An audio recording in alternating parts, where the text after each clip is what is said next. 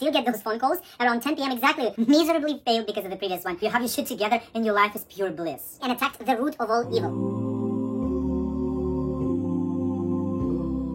Hola friends, my name is still Peter Nasonov and I'm still here to help you live your best life. On April 1st, I introduced the monthly challenge. The first one ran through the month of April, and today I'm discussing the results of it. In case you haven't seen the initial video, let me briefly describe what it was about. I went big right away and attacked the root of all evil. That is, electronic devices. I was putting my phone into a flight mode from 10 p.m. to 12 p.m. That is overnight plus the next morning. In addition, I tried, that's the key word, tried putting off all my electronic devices in flight mode at 10 p.m. Consequently, trying didn't get me too far. You're either doing it or not. That's an important distinction to comprehend. If you say, I'll try to go to the gym, you're never gonna work out consistently and gain muscle. If you say, I'm gonna start a business, you're never gonna build an empire. If you say, I'll try to travel more, you're never gonna truly explore the world and see everything it has to offer. Either you commit, set goals, and come up with systems that can yield results you're after. Here's the link to my video about those. Or you keep feeding yourself these alternate reality stories where you have your shit together and your life is pure bliss. Each and every one of us has a bunch of self-soothing stories like that, and if you think you don't, you're simply unaware of them. Hashtag facts. First, let's talk about how the challenge went. I have to admit, at some point I got over it. You'll see the gray areas shortly when we'll be looking at the spreadsheet with all of the 14 parameters that I was measuring. I had to remind myself that it was a game and that I was already halfway through. Another obstacle I was faced was people. Your attempts to grow will inevitably interfere with someone else's agenda or schedule. Despite I told everyone who was affected what I was up to, I'd still get those phone calls around 10 p.m. exactly before I needed to turn off the phone, and I had to exercise some patience and commitment to my own words to navigate through those situations. Thankfully, we figured it out. Here's the thing, if you consistently demonstrate your intentions, people around you will pick it up. Some will need more convincing, others less, but eventually you'll enroll them into your vision and they'll get it. Again, as long as you consistently demonstrate your integrity. That being said, let's now turn to my spreadsheet and take a look at the numbers. Who knows, maybe we'll notice some patterns and reveal some of my stories and beliefs. Immediately, what do we see? Well, first of all, that I had a 3-day fallout. That's because initially I was writing all of this down on a piece of paper. And when I ran out of space, it took me 3 days to come up with this spreadsheet and transfer all of the data. Beyond that, what can we see here? It's pretty obvious. The only true commitment I had was to my phone. These numbers are predominantly green, and I'd say I succeeded at following through with my challenge. We have a few occasional yellows here, but overall it's a very consistent result. Not the case with the rest of the spreadsheet. As we transition to turning off the laptop, which is an electronic device too, right? We start seeing more reds. I tried, here's that word again, tried, holding up the first week, but then it completely got out of control and I stayed in the red zone pretty much for the rest of the month. I knew my mind would try to compensate for the phone deprivation, and this is one way it sabotaged me. Now, let's see what this column correlates to. Notice I distinguished going to bed from going to sleep, because most of the time these are two completely different numbers. Very rarely do I go to bed in the evening just to immediately fall asleep. Most of the time those two are separated by some kind of activities, Netflix or YouTube being the top of the list. It would be so much better and healthier if instead I had sex on that list. Unfortunately, I don't. Instead, I'm an avid quarantiner and a social distancer. I'm gonna hide a few columns and voila! What are we seeing here? Again, that first few days I tried resisting, but after that, look, what happens to the time I'm going to sleep has become equal to the time I turn off my laptop, with a few rare exceptions. Let's give me some credit where it's due. Now look what's going to sleep at an ungodly hour led to. I was waking up really late. Thankfully, I could afford it and I still got my 7 to 8 hours of sleep. But there is no way I could pull this off had I been working for a company. look what happened when I cut my sleep short. The whole day felt completely blah. No energy and willpower, crappy mood, and a ton of procrastination. Now let's hide a few more columns and see something less obvious. How the time you go to sleep, or rather I go, affects mood, willpower, procrastination, and the energy level the next day. It's not a completely straightforward interdependence, but it's still pretty high. Especially when I go to sleep after 1 a.m. Notice how it inevitably affects my well-being the next day, even despite the fact that I got decent hours of sleep. So, what conclusion am I making? That the time I go to bed is just as important as getting the sufficient amount of sleep. If you naively believe that you can go to bed anytime and you'll be good as long as you sleep for 8 hours, it's very likely you are wrong. But of course, everybody is different, and I suggest you track the numbers to know exactly how your body responds to a messed up regime.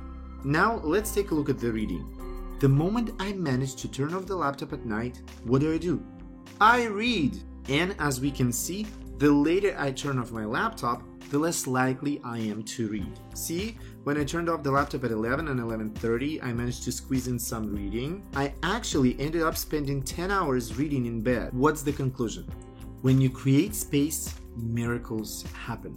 I wasn't trying to read at all, but when I cut down on my electronic devices and shut them off, I was reminded of how pleasurable it can be to just unwind with a book. And get this, pretty soon, I was pulled to pick up a book and read something occasionally throughout the day, but particularly on weekends. After having lunch, when you have that slump and want to lay down for a little bit, I'd pick up a book and enjoy some peaceful afternoon read time.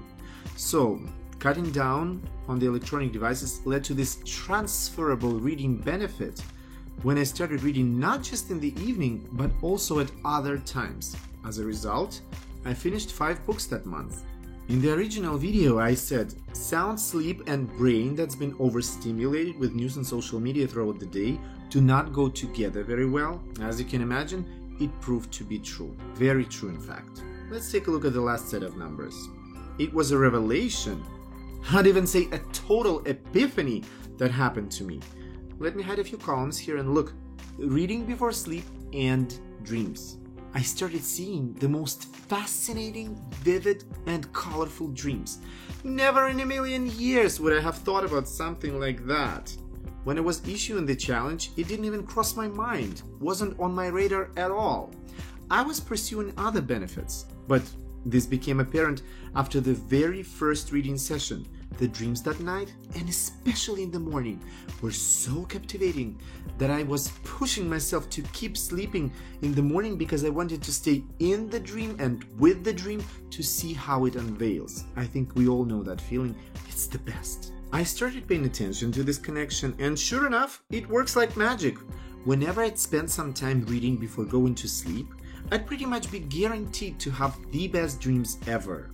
So if you don't think you see dreams, or more like you don't remember your dreams, or God forbid you think that the time of your best dreams is long gone, as is your childhood, try testing out my method and see if it works for you.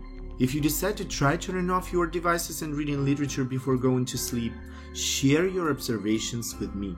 I really hope you start seeing these incredible dreams, because it's just an awesome feeling. You wake up excited and enthused and entertained, and sometimes perplexed. But it's all good, it makes you feel alive. Alright, I think that's where I'm gonna be wrapping up. As expected, the daily regimen is extremely important, and the moment I mess it up, I feel the consequences. The presumption of this challenge was that by going through it, I'd be able to reclaim my good night's sleep, which partially happened, my exuberant morning, which was a big yes, and take charge of my life as a whole. Well, now, that phrase was too general to begin with, but guess what? That's exactly how I ended up feeling. It was my push challenge. It's the kind of challenge that can increase achievability of your other goals. I thought it would be multi-beneficial, and it was, but not in the ways that I assumed. I thought I'd start going to bed earlier, and I did. But as we saw, instead of going to sleep, what was I doing? I was watching Netflix. Then I expected better sleep. Didn't happen.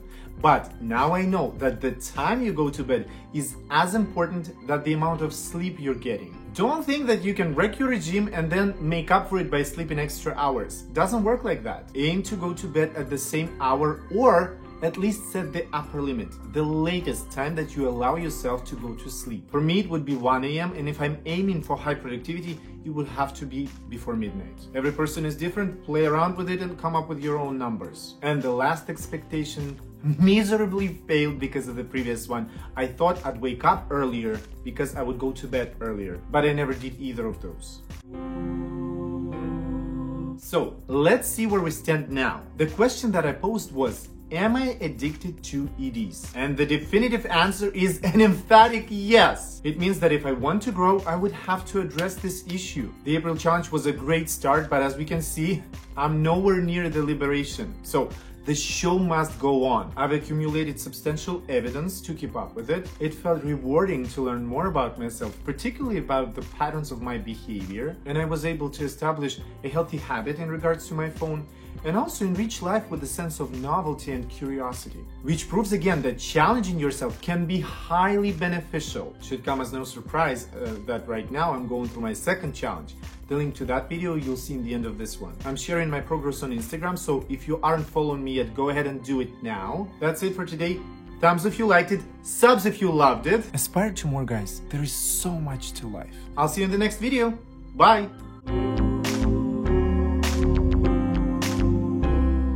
If you say, I'll try to travel more, you're never really gonna. If you say, I'll try to travel more, you're never really gonna. Or you keep feeding yourself this alternate reality stories, where your life is. Or you keep feeding yourself this alternate. I have to admit, at some point I got over it.